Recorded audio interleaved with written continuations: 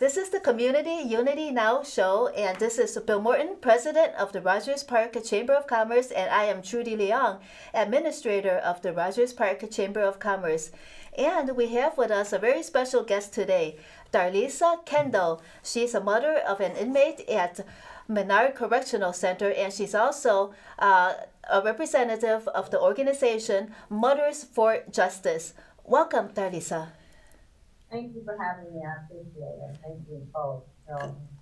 Sure. Yes. Could you tell us? Okay. You'll have to speak up a little bit louder because it's kind of hard to hear you. Okay. Is that better? Yes. Could you tell us the Okay. mission statement for Mothers for Justice? I'm sorry, can you repeat that? Could you tell us the mission statement for Mothers for Justice? Our mission statement is to bring awareness to the horrific conditions that's going on in Menard Correctional Facility. Yes, and could you give us the audience a description of the conditions? So in Menard Correctional Facility, Menard's been open for over 100 years, and my son has been there. This is the second time that he's been in Menard for going Yes. on 3 years now since COVID.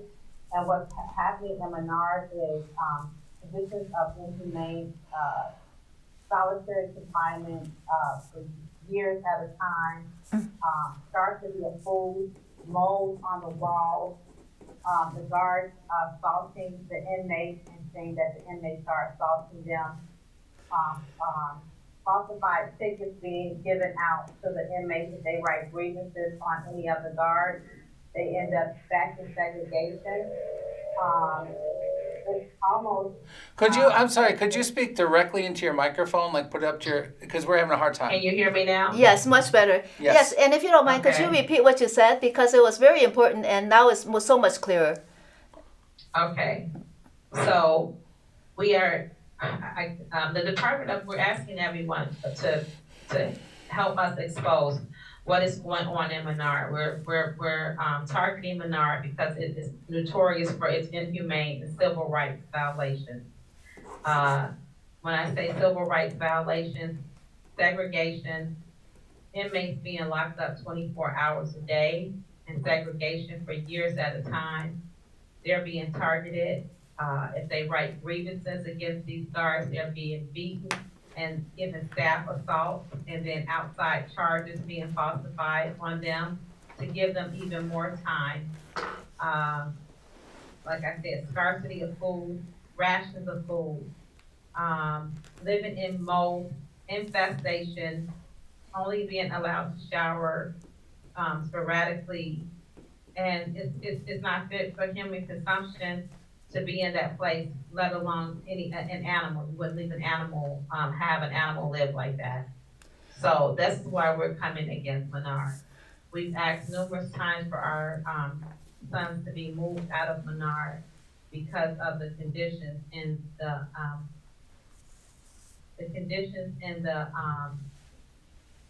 guards beating on them. My son was beaten brutally at Menard after he had a seizure. And they beat him, and then they gave him a staff assault. So, and an outside charge at Randolph County. What kind of medical treatment are they able to have? Are there any doctors that attend to them, and does the medical team make notes and about the cases and about the injuries? So far as I know, and I can only speak for my son's case. My son suffers from severe mental illness, and he has multiple injuries, and there is not a doctor that they see. They can see a nurse practitioner or a regular nurse. But again, they're pretty much the people that work at Menard, the staff are related. So if they have something against you, a grievance or any kind of, they want to retaliate against you in any kind of way, then you won't be seen. Could you tell us how many inmates have died there as a result of this treatment? I don't know I can't say how many inmates have died as a result of this treatment because it has not been proven that it has been because of this treatment, but inmates have died in the care of Menard Correctional Facility. It sounds like you're describing a lot of human rights violations, and it almost sounds illegal. Do you believe it's illegal? I do believe it's illegal what they're doing. Absolutely, it's illegal. I do believe that our higher ups, Rob Jeffries and the governor, know about what's taking place in Menard. This place is notorious for this behavior. This is not something that just started. And I'm gonna go on record to say that not all the guards are involved in this, but the majority of them have participated that I know of in some kind of way of with this abuse. I call there all the time to speak with the warden's office, and I have been calling there since my son was sent back down to Menard. Well, That's like 5.5 hours away from Chicago. How long has this been taking place? Has it been an ongoing problem for since when? And when did the Mothers for Justice come into the picture? So it's been an ongoing problem since my son has been gone 21 years. He was gone from the age of 19. And the first time he went to Menard, he was assaulted by the guards and beat. And that was in 2012, I believe. And they sent him back up north to Stateville. The Mothers of Justice came into play when we were introduced to the Chicago Alliance. And then they just started calling us the Mothers of Justice. We didn't sit down and have a formal meeting saying that we were gonna be the Mothers of Justice. It's just something that kind of happened. So what kind of prison is this? Is this a maximum security prison? This is a maximum security prison, yes. And when you spoke about the Chicago Alliance, that's the Chicago Alliance for Racial, it has a kind of a long name, I forgot the last part. It's the Chicago Alliance Against Racial and Political Injustice. Okay, yes, with Frank Chapman, right? He's the, Yes, that is correct. Yes. Yes. Yes, he was a guest on our show about his organization as well. Okay. So who was the founder of Mothers for Justice, and is she still working in this organization? What's her story? So there was no founder for Mothers of Justice. We just became the Mothers of Justice because we are mothers who are crying out for help, asking for help for anyone who will listen, to give us an ear to let them know what is taking place in this place. That's how we became the Mothers of Justice. We don't have we don't have like a copyright or anything of that nature. I guess that's what I'm trying to say. We are just mothers that came together to bring awareness to what our sons are going through in this place and asking for help. The goal was to get them moved out of Menard because they could not get a fair do their time. I'm sorry about my dog. Oh, that's okay. No worries. You need your dogs to We love the dogs. So if you're able to get your sons out of Menard Correctional Center, where would they go? And would that be a better place for them? From what I was told, I'm sorry, go ahead, I'm sorry. Yeah. Where would they go? Yes.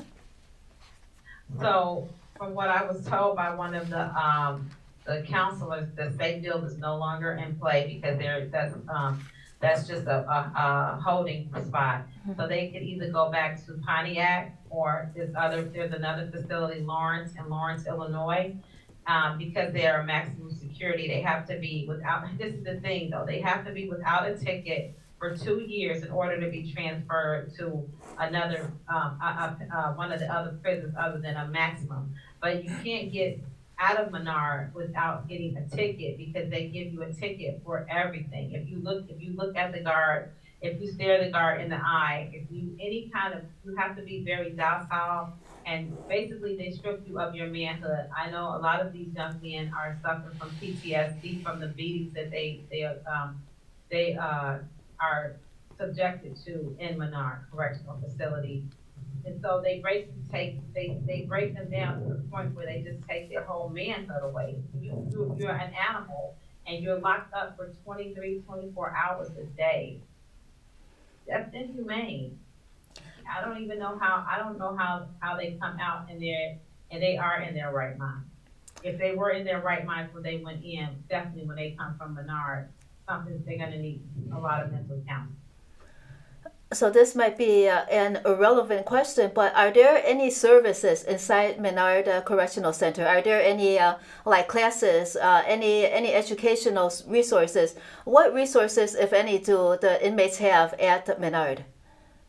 If anything, they probably can be part of maybe a GED program if they are an A grade or something like that. But there's no rehabilitation going on in these prisons. There's no rehabilitation going on. You're just warehousing them. And if they do their time, are they able to get out, or do they get tickets after tickets, and then even after they do their time, they're not able to get out? They're not able to get out. Either they're getting given more tickets, or they're like, you can request not to be put in population if you were once in a gang or whatever, and didn't want to be in that, you don't want to be a part of that anymore, you want to get out of that, you can't get out of it, because they will put you back on that ward, and then now you have inmates fighting each other. So you're back in segregation for that. If you write a letter to another inmate, you're gonna go to segregation. If you look at if a guard feels that you raised your voice at him, or you disobey the direct order, you will go to seg. Anything you will go to segregation. And it's not restrictive. They call it restrictive housing now, but it's the same thing. It's segregation. It's behind a steel door. My son was behind a steel door for almost a year. My son had seizures. They didn't have lights in his cell. They had a flickering light outside the chuck hole, which could have caused him to go back into another grand mal seizure. They knew this. I complained about it. Actual mold. I went to visit my son, and he had red stains on his whole hands were stained. And I asked, what is that? He said, oh, it's because of the mold in the cells. My son had lost almost 35 pounds because of food, ration of food. They can't even get solitary confinement now. Not solitary confinement, they're commissary. It's rations. So do you have any attorneys, any legal minds helping you? And if so, what are they doing? What have they done? Well, for my son's case, my son is he's fighting for his freedom to come home. He's been gone on a murder charge for they gave my son 50 years at the age of 19 for a murder charge that they gave. They used the case that they used against my son was a white man in his 40s who had did the same type of crime. It was against his girlfriend or wife, and it was an accident, but they said it was first-degree murder. And this guy got 15 years, so he was able to come home after 15 years and start his life and try to rehabilitate himself. Well, my son is in jail for 50 years. That's what they gave him. 25 years for the murder, 25 years for the gun. To run conservatively, which is 50 years at the age of 19. And now that he's back in Menard, again, the guards assaulted him. They lied and said that my son had bit this guard's finger. Wasn't a bite. I'm a dental hygienist. They knew it wasn't a bite, so they threw that out, and then they charged him with hitting a guard in the chest after they had beat the hell out of him. Beat him so bad. I didn't see my son for 2 weeks, and when I saw my son, he still had bruises and black eyes and lacerations in his head where they beat him. And again, what are the lawyers able to do to help your son? Well, he's back in court now, so we'll see. Mm-hmm. So have there been any successful legal defense to help other prisoners, if not your son? Do you know of any cases where lawyers have been able to go in and help? Not that I know of. I know Uptown Legal Law has went in to visit the prison, and they're going to send a specialist in there probably sometime soon but as of that I know of, no one has been able to have these guards be accountable for what they're doing. And that's the same thing I said was that if police officers are required to wear cameras, why aren't these guards in these prisons required to wear cameras? Because we know that people are getting murdered by the hands of the guards, and these are known cases. If you look that up, Western Illinois, there was just a case where guards were charged and convicted for murder of inmates. And these are just the ones that we know about, not the ones that they have what they call blind spots, where they take the prisoners where you can't see. If they have the cameras on the wall, they take the prisoners to a blind spot where they beat them, and it doesn't get caught on camera.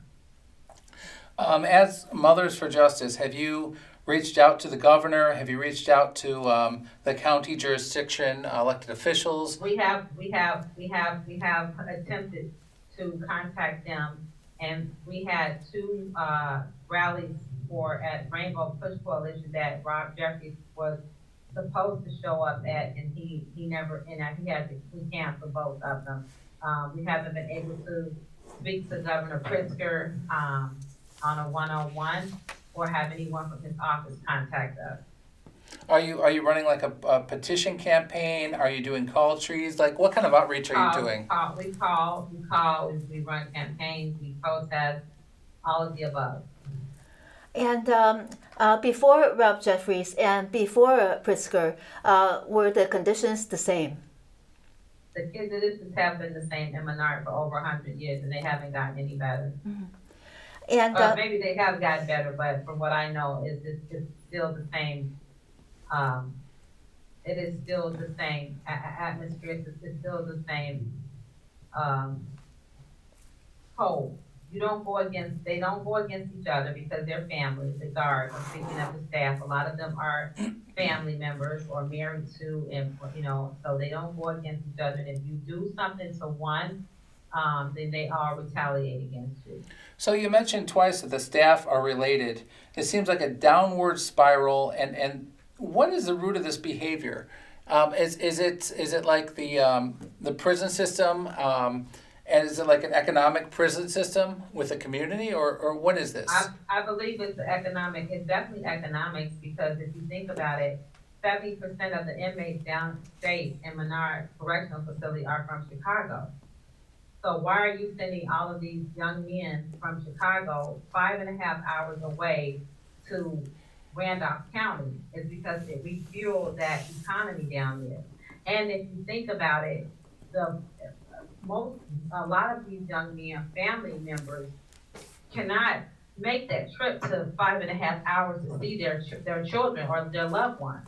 And if you are able to see them, they go on lockdown. So if you've driven 5.5 hours, normally we stay overnight, but my husband and I, we can afford to, do that. But a lot of families are in hardship right now.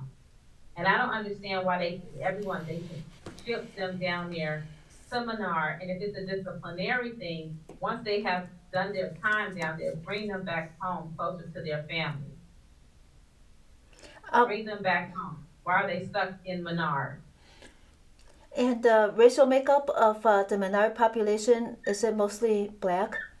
It is mostly African American. You have African American, Hispanic, and then you have a sprinkle of Caucasian. Mm-hmm. Are there any political leaders who are trying to help you? Alderman Taylor, Lynette Taylor, she came out, and and Senator Peters. Okay. State Senator Peters? Yes. Okay. And do you have any idea about what they are trying to do to help? Are they introducing some legislation? Any solutions that I believe Senator Peters is introducing some legislation that we had the Anthony Gay Isolation Confinement Act that it went nowhere. So we're hoping to get that somehow get that bill passed so that they are not allowed to keep prisoners in segregation for years and decades at a time. That young man has spent 22 years in prison and in segregation. That's I don't know how people could even survive that. And he didn't survive it because mentally he lost his mind in that place.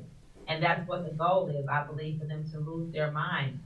My son told me, Mom, if I wasn't strong in my mind, I would have lost my mind in this place. What And I contact? think, Go I'm ahead. sorry. No, you go ahead. No, I said, and I think that's what's happening with a lot of the young men is that you'll find that they do have PTSD from being in these inhumane and civil rights violation conditions. How much contact do you have with your son? Like on the average, how much time are families allowed to spend with the inmates, and how often are you able to visit, and how long are the visits? So if they're not in segregation, you can go 7 times a month. The timeline, it just depends on what's going on. Maybe it could be anywhere from an hour to 3 hours. It just depends on what's going on in the prison that day. If they're in segregation, you drive 5.5 hours, you get to visit for an hour, and that's it. And then you can come back the next day if you're lucky enough to be able to afford a hotel down there, which is one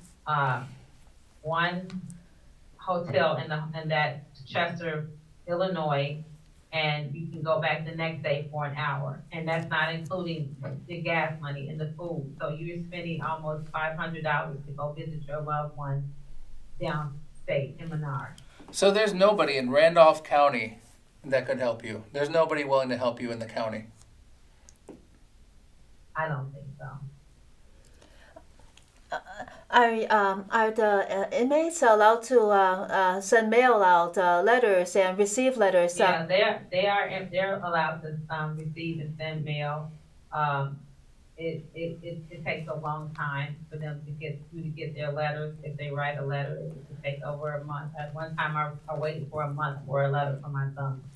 I haven't spoken to my son in almost since we visited week before last.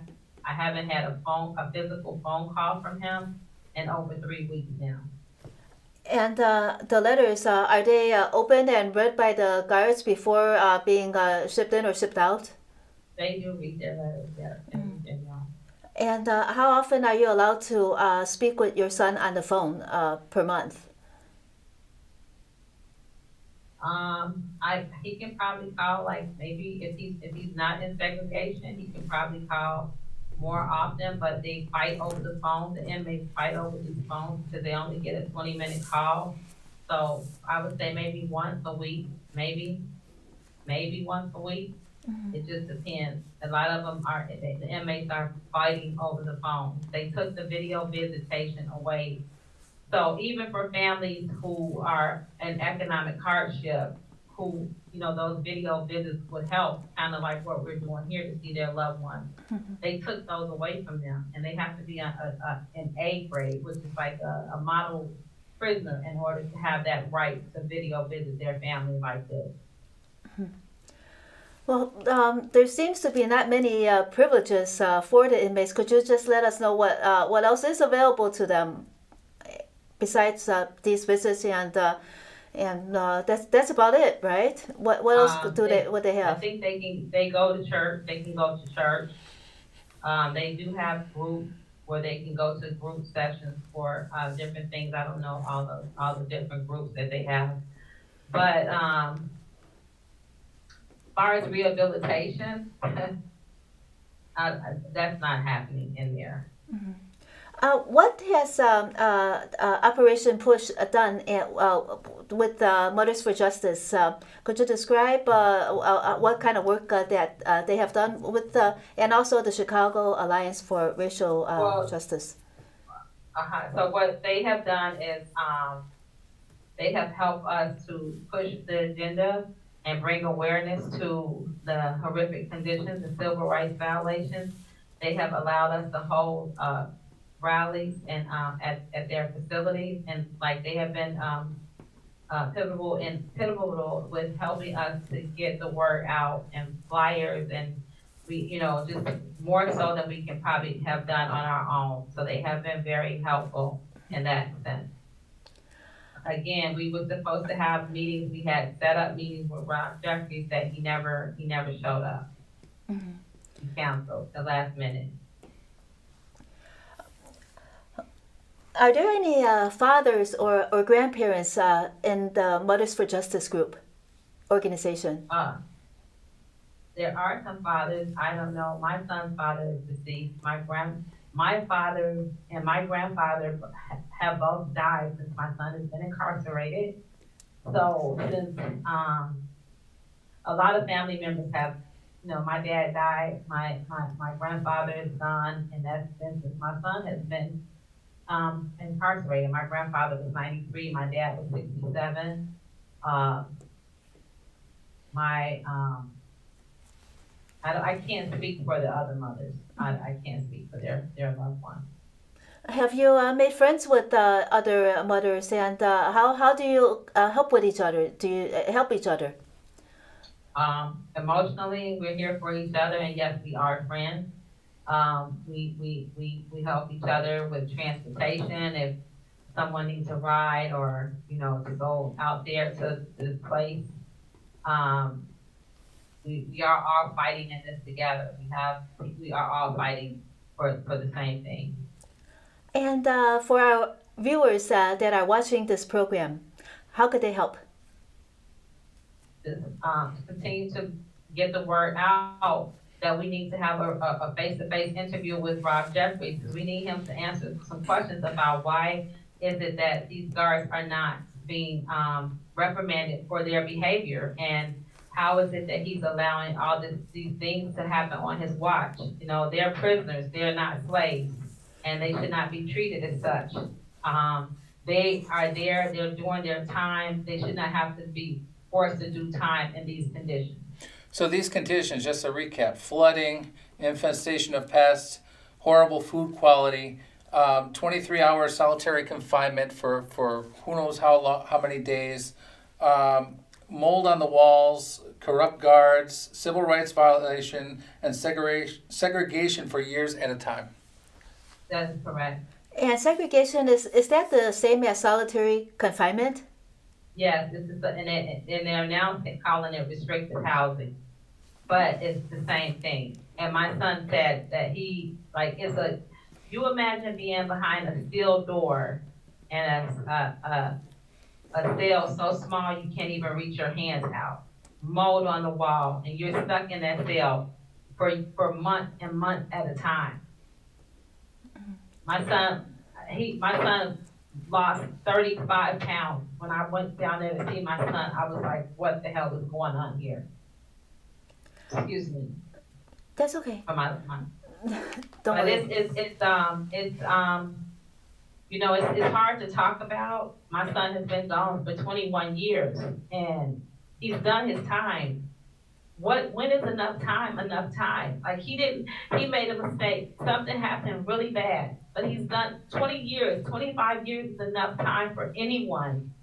What are we doing here in this state? What are we doing here? We're locking people up and we're throwing away the key. There's no such thing as rehabilitation anymore. Well, You have 19-year-old, 20 years old that you're giving 50, 60, 70, 80 years. Mm-hmm. But then you have police officers that shoot people down in cold blood and they get 3 years and they're out. There's no justice. There's no justice for us. And that's what we want. We want justice, and we want it to be fair, and we want it to be equal, and we want it to be right. Darlisa, unfortunately, we are out of time. We thank you so much for joining us on Community Unity Now on behalf of Mothers for Justice. We'll probably talk again with you in the future to follow up. And this is Bill Morton, President of the Rogers Park Chamber of Commerce. I am Trudy Leong, Administrator of the Rogers Park Chamber of Commerce, and this was Community Unity Now. Thank you so much for watching. Thank you, Darlisa. Thank you.